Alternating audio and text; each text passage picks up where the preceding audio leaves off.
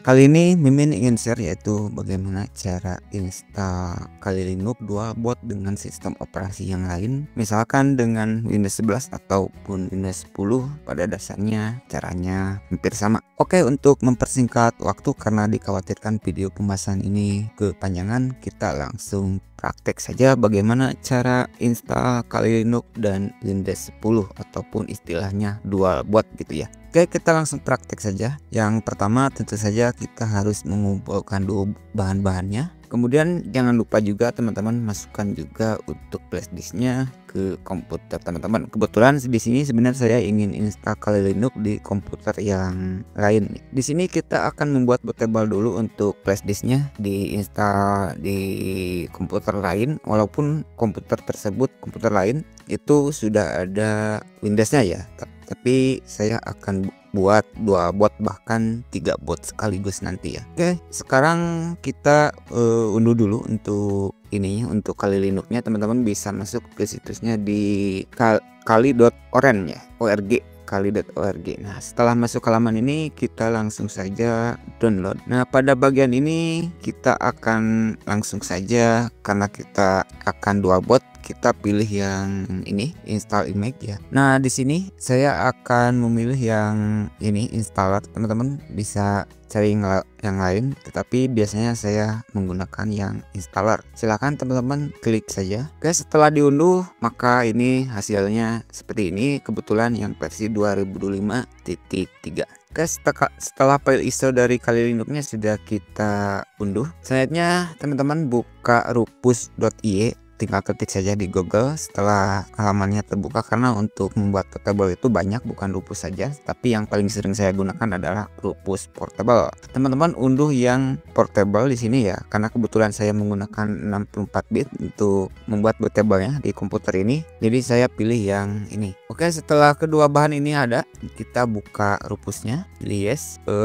Di sini saya pilih no. Nah, di sini untuk flash disknya sudah terdeteksi ya. Kebetulan flash disk saya 32 GB. Jika flash disk teman-teman ada datanya, silahkan pindahkan dulu karena nanti terhapus ya sama untuk installer Kali Linux ini. Nah, selanjutnya pada boot selection kita pilih yang select saja. Nah, di sini teman-teman arahkan ke file ISO Kali Linux yang sudah teman-teman download barusan. Nah, di sini ada pada partisi skema, ada MBR, ada GPT. Teman-teman harus tahu komputer yang akan diinstal Kali Linux ataupun Dualboot itu partisi skemanya apa, biar nanti bisa booting select ya antara Windows dan Kali begitu. Caranya cukup mudah untuk mengetahui partisi skema pada target komputer yang akan dibuat Dualboot. Misalkan komputer ini akan saya jadikan Dualboot. Caranya teman-teman di menu start pilih kanan, pilih disk management ya, pilih disk management. Pada ini teman-teman, contohnya di sini saya sistem operasi utama di Windows 10-nya ada di disk 0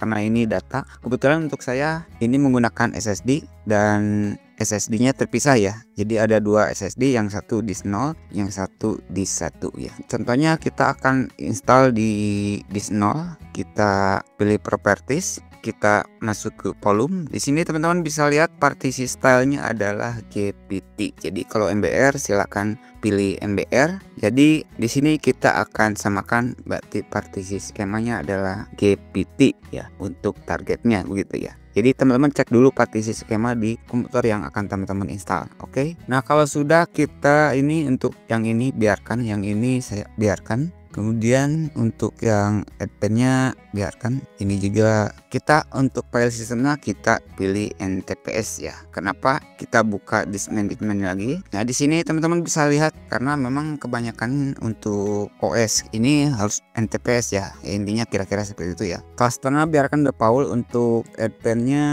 ini karena ini quick format, berarti kita akan format flash disknya ya. Ini recommend ya. Kalau sudah silahkan pilih start. Read ISO image mode recommend kita pilih yang bawah, lalu pilih OK, lalu pilih OK, lalu pilih OK. Tunggu proses pembuatan image untuk bootable Kali di flash disk sampai selesai. Oke, kalau sudah statusnya ready seperti ini, berarti bootable untuk pembuatan Dualboot Windows 10 dengan Kali Linux sudah siap digunakan. Oke, selanjutnya kita akan melakukan proses instalasi Kali Linux di komputer target. Kemudian selanjutnya teman-teman, di sini saya sudah jadi membuat tabel untuk kali. Di sini ada komputer target yang akan saya install dual boot dengan Windows ya. Kebetulan ini Windows 10. Kita langsung tancapkan saja. Oke, di sini teman-teman bisa lihat ini sudah terlihat ya untuk flash disk saya dimasukkan ke komputer ini. Selanjutnya kita akan mengalokasikan untuk ini. Di sini kebetulan ini juga komputer ini menggunakan dua drive. Ini yang teman-teman drive C ini adalah SSD ya. Kemudian ini HDD biasa bukan SSD. Berbeda dengan video yang awal itu SSD karena saya menggunakan beberapa PC ya. Nah, di sini kebetulan saya akan install satukan. Di sini teman-teman bisa lihat ini adalah folder milik Windows ya, defaultnya. Nanti kita akan satukan di sini karena ini kebetulan ada datanya, jadi saya akan menginstalnya di drive C saja di SSD ya. Oke, kita di sini teman-teman bisa lihat, tinggal mudah-mudahan ini ya kelihatan ukurannya di HP. Nah, ini teman-teman bisa kira-kira saja. Di sini kebetulan alokasinya ada tinggal sisa 84 GB, berarti saya akan alokasikan untuk kali Linuxnya sekitar 45 lah. Oke, kita akan alokasikan dulu. Caranya teman-teman di start ya, di pojok kiri bawah klik kanan, lalu pilih yang disk management, pilih disk management. Nah, di sini teman-teman bisa lihat di sini yang disk 0 adalah yang ini, kemudian yang 1 adalah yang ini. Oke, kita langsung saja klik kanan di sini. Kita cek dulu seperti yang tadi, kita masuk ke volume. Di sini teman-teman bisa lihat partisinya GPT ya, komputer targetnya. Seperti yang saya bilang di awal, untuk bootable rupusnya ya, kita harus sesuaikan partisi stylenya. Nah, sini kebetulan saya akan alokasikan dari drive C ini sekitar 45 GB. Kita di sini di C ini ya, saya di C ya. Nah, kalau teman-teman alokasinya di D, klik yang di D. Karena di sini saya akan alokasikan di C, kita klik kanan, lalu teman-teman pilih sync volume ya. Oke, di sini saya akan mengalokasikan 45 di sini biar kelihatan. Nah, di sini 45 gigaan ya. Karena 1 GB adalah 100 MB. Kalau sudah kita pilih sync. Nah, di sini teman-teman bisa lihat ada allocation spec yang sudah jadi. Kalau sudah kita tutup saja. Selanjutnya teman-teman lakukan restart. Untuk PC-nya silahkan lakukan restart. Untuk masuk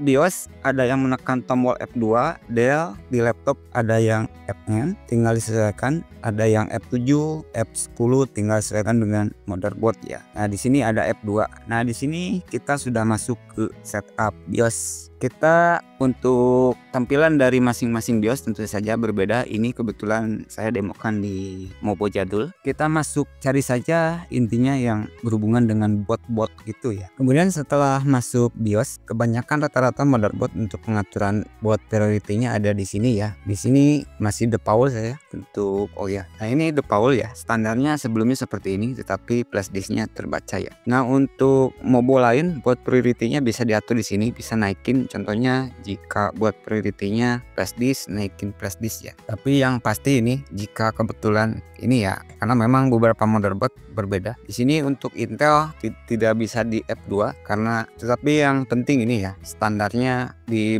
boot priority dinaikin saja yang ada tulisan flash disk. Saya tekan F10 untuk menyimpan. Nah, jika kasusnya malah masuk lagi ke Windows seperti ini masalah buat priority belum selesai. Kebetulan untuk Mobo Intel, di sini kita reboot lagi. Di sini saya menggunakan F10, di F2 tidak berhasil. Saya buat menu ya, teman-teman bisa lihat. Nah, di sini kita masuk di generic UEFI ya, UEFI flash disk karena kita GPT ya, bukan MBR. Nah, di sini di paling bawah ya ada ini Windows buat manager, ini default ya. Kita pilih yang UEFI. Nah, biasanya kalau seperti ini ya, biasanya ada ini ya di bawahnya, di bawah Windows buat manager ya. Pilih yang ini. Oke, di sini sudah masuk ke kali ya. Di sini saya biasanya menginstal menggunakan graphical install. Nah, kebetulan ini saya mouse-nya tidak gerak ya. Berarti kita pakai keyboard saja. Kita pilih enter, pilih graphical install. Oke, sekarang mouse-nya berfungsi. Nah selanjutnya teman-teman silahkan pilih bahasanya default, kita bahasa Inggris, pilih continue saja. Untuk lokasinya kita pilih Indonesia, kita pilih order, continue. Di sini saya akan memilih Asia, kita continue. Di sini saya akan memilih Indonesia, kita pilih continue. Di sini untuk konfigurasi lokasinya biarkan default di Amerika, continue. Untuk keyboardnya default, saya menggunakan American English, kita continue. Oke, masih proses, ditunggu. Untuk detect mount instalasi media, proses loader install component from installing media. Oke, pendeteksian network hardware apakah terbaca untuk LAN dan WiFi card. Kebetulan saya menggunakan kabel LAN ya, sudah terhubung otomatis di HCP. Oke, selanjutnya teman-teman, jika tidak ada error, kita akan membuat hostname dulu. Silahkan teman-teman buat dulu untuk hostname. Selanjutnya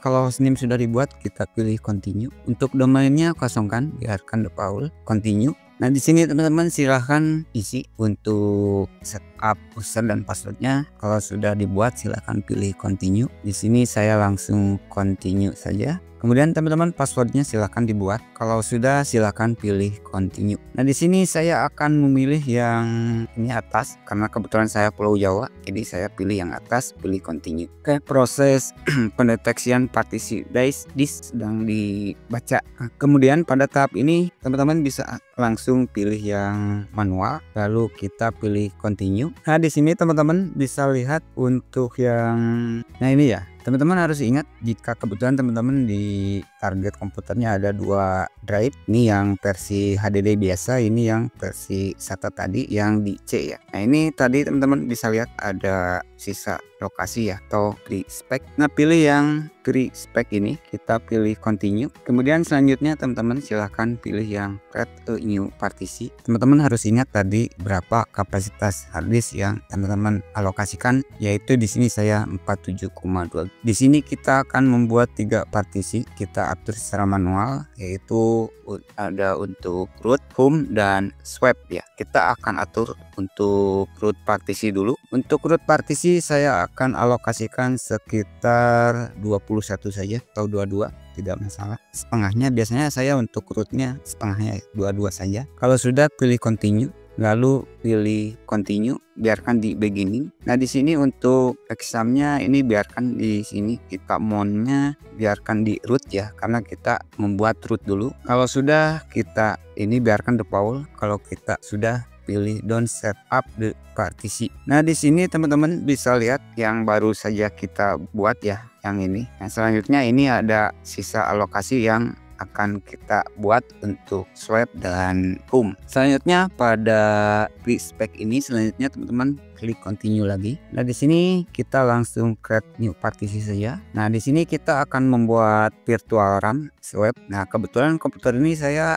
RAM-nya 8 GB. Kita bisa atur-atur saja, sebenarnya tidak ada pastinya, tinggal disesuaikan dengan kebutuhan. Karena di sini saya RAM-nya, kalau teman-teman RAM-nya 4 GB bisa dibikin 8 GB ya. Tetapi di sini saya tidak akan menggunakan 8 GB karena RAM aslinya memang 8 GB. Saya akan tambahin 4 saja. Kalau sudah pilih continue, lalu pilih continue. Nah di use as ya, di sini kita klik cari yang swap area. Nah di sini ya, swap area, lalu pilih continue, lalu pilih don't set up partisi, lalu pilih continue. Oke, di sini teman-teman bisa lihat ada 2 partisi yang sudah kita buat, yaitu yang expand dan swap. Selanjutnya kita akan partisi sisanya, ini yang sekitar 21 GB kita akan gunakan untuk home. Oke, selanjutnya kita pilih continue. Di sini kita pilih create saja, langsung continue. Di sini kita akan gunakan sisanya karena ini adalah partisi yang terakhir yang kita atur. Lalu pilih continue. Nah di sini teman-teman mount pointnya biarkan di home karena seperti kita ini untuk home ya. Kalau sudah teman-teman ini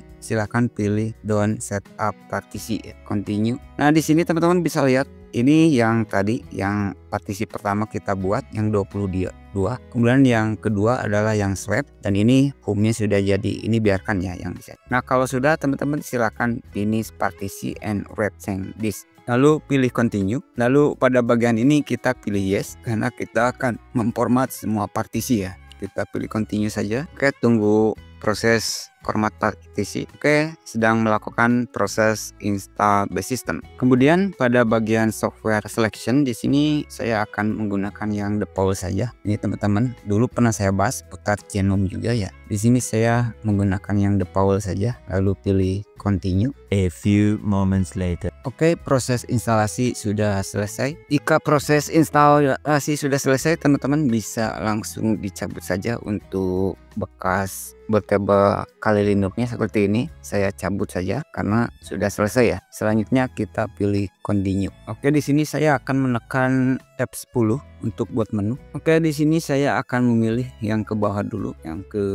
kali, kita enter. Nah, di sini teman-teman bisa memilih Windows Boot Manager jika ingin ke Windows. Saya biarkan saja jalan sendiri. Oke, sudah startup. Oke, di sini kita masukkan username dan password yang sudah dibuat tadi, lalu kita login. Oke, ini adalah versi Kali Linux terbaru 2025.3. Nah, di sini kebetulan untuk kabel LAN-nya kebetulan terbaca, sedangkan WiFi card-nya tidak terbaca yang saya masukkan karena untuk WiFi card-nya drivernya kita harus install manual dan tidak support mode monitor ya. Oke, ini sudah selesai. Untuk masuk ke Windows-nya cukup mudah, kita langsung pojok kanan atas. Di sini kita restart saja. Secara default ini kalau saya tidak menekan F10 dia akan masuk Windows karena Windows Boot Manager posisinya ada yang di paling atas. Nah, ini masuk Windows. Jadi kuncinya buat bolak-balik ini ada di BIOS. Oke, di sini saya sudah masuk Windows. Jika teman-teman perhatikan di drive C saya tadi itu ada sekitar 84, sekarang sisanya menjadi 40-an ya. Dan sisanya karena memang dipakai oleh kali tadi. Oke, tutorial ini selesai, mudah-mudahan bisa bermanfaat. Mohon maaf jika videonya kepanjangan dan jangan lupa untuk like, share dan subscribe untuk tips OS lainnya dan terima kasih.